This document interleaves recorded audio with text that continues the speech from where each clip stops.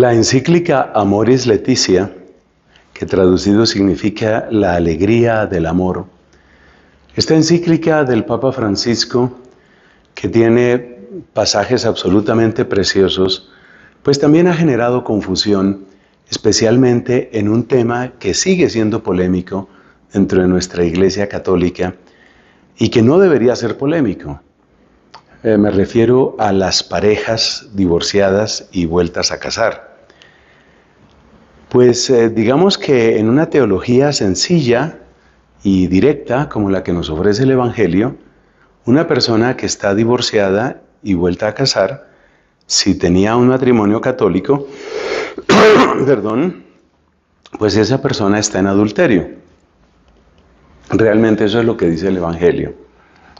Como la palabra adulterio suena muy fuerte, entonces pues se ha utilizado esa expresión verbal larga, ese circunloquio, divorciado vuelto a casar. Yo entiendo por qué se utiliza esa expresión. Se utiliza básicamente porque la gran pregunta es ¿cómo hacer para no excluir de la caridad a las personas que están en esa situación?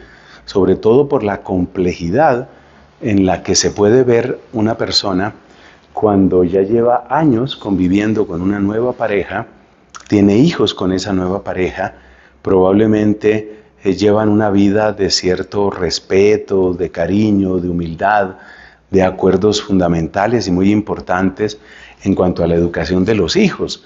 Entonces, ¿qué hacer en un caso de esas nuevas uniones?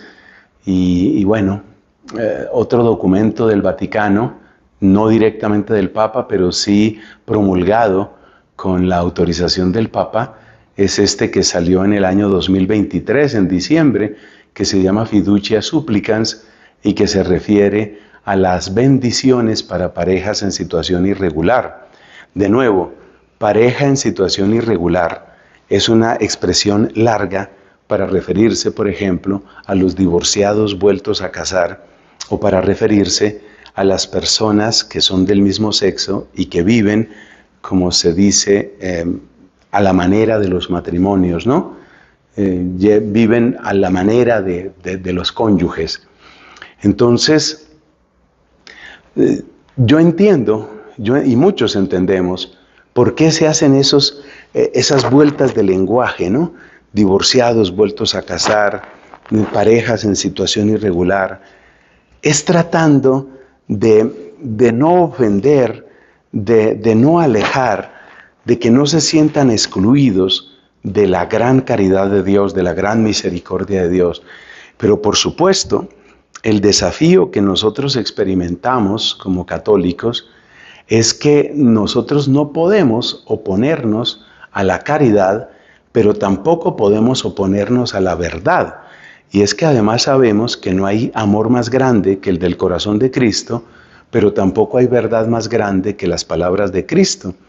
Y las palabras de Cristo, cuando se trata de este tipo de situaciones, pues habla, por ejemplo, de adulterio. ¿Qué decir al respecto? Para muchos la polémica va quedando atrás, en el sentido de que para algunos, sí, el Papa dijo eso, pero yo voy a seguir enseñando lo que siempre he enseñado.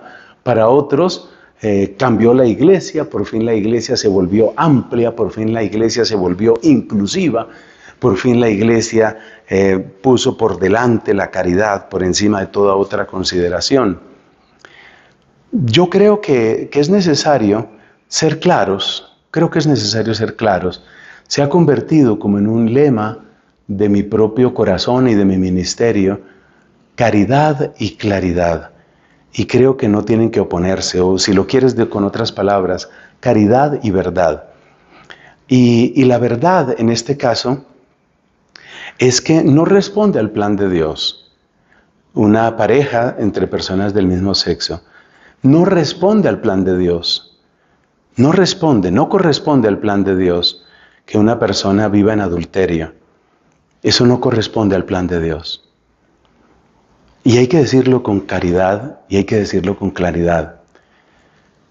¿El hecho de que eso no responda al plan de Dios quiere decir que estamos excluyendo a esas personas? No. Yo recojo la intención del Papa y sé que él lo que quiere es que nadie se vaya a sentir excluido del amor de Dios. Pero entonces, ¿qué viene ahí? Pues para esas personas, que las puedes llamar divorciados vueltos a casar o los puedes llamar parejas en situación irregular, para esas personas viene lo mismo que para todos los demás mortales, lo mismo que para todos nosotros. Lo que viene para ellos, lo mismo que para nosotros, se llama conversión. Así de sencillo. Y conversión siempre significa dejar el pecado. Entonces, si el pecado que se está cometiendo es un pecado de orden sexual, eso no le quita que sigue siendo un pecado. ¿O es que ese pecado es invencible? Ese pecado no fue vencido por la gracia de Cristo. Ese pecado no ha sido vencido por el poder del Espíritu Santo. Ese pecado es intocable. O como me gusta decir, porque creo que la expresión es gráfica, ¿ese es un pecado con corona? No, es un pecado. Entonces es necesario dejar ese pecado y decirle a una persona que es imposible que deje ese pecado, por ejemplo, relaciones íntimas, relaciones prácticas, relaciones sexuales con personas del mismo sexo, o decirle a una persona que no puede dejar de adulterar porque está teniendo sexo con una persona que no es su legítimo esposo ante Dios o su legítima esposa ante Dios. Decirle a esa persona que no puede dejar ese pecado es un desprecio hacia esa persona y sobre todo es un desprecio al poder de la gracia de Dios. En resumen, la caridad no se opone a la claridad. Por supuesto, no hay que decirlo de una manera insultante ni arrogante, pero hay que decirle con toda humildad, lo que tú estás haciendo no corresponde al plan de Dios, no es lo que Dios quiere para ti, no es el camino de Dios. Estás alejado y te estás alejando. ¿Qué gravedad explícita tiene cada caso? Es muy difícil discernir y decirlo así en general, pero lo que debe quedar en claro es que es una materia muy grave de la que estamos hablando, porque la sexualidad implica la entrega del propio cuerpo, la entrega del propio ser. Entonces es algo muy grave, muy, muy grave. Y que no responde al plan de Dios es muy grave, muy, muy grave. Tan grave que la tradición de la iglesia ha sido unánime en decir, esta persona hará bien en no comulgar, en abstenerse de la Eucaristía. Que hay sacerdotes que dicen otra cosa. Mira, siempre he oído sacerdotes que dicen cualquier cosa. Pero mi deber, más allá de cualquier otra consideración, mi deber es tratar de exponer la palabra de Dios y tratar de exponerla como la ha entendido la iglesia en 20 siglos. Entonces, ¿qué hay que decir? Hay que decir lo que enseña el Evangelio. Eso se llama adulterio, eso se llama fornicación, eso se llama pecado. Y estás llamado, como estoy llamado yo, estás llamada, como estoy llamado yo, a dejar el pecado todos los días, todos los días, todos los días, hasta la muerte. Esa es la conversión permanente, que tu lucha es esa y mi lucha es otra. Bien, somos personas distintas, pero todos llamados a la conversión. Ah, que es imposible. ¿Estás diciendo que es imposible? ¿Te oí bien? ¿Dijiste que es imposible? Es decir, ¿dijiste que Dios no puede vencer ese pecado? ¿Eso es lo que estás diciéndome? Óyete, oye lo que estás diciendo. Estás diciendo que Dios no puede vencer un pecado. Oye lo que estás diciendo.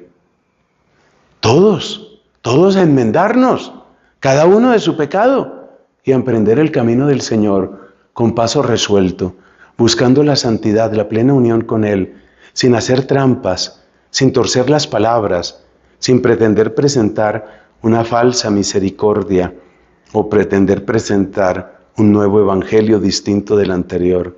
Que Dios nos ayude y por favor no dejemos de orar por nuestro Papa y por los papas que Dios nos conceda y no dejemos de orar por todo el pueblo santo de Dios. Amén.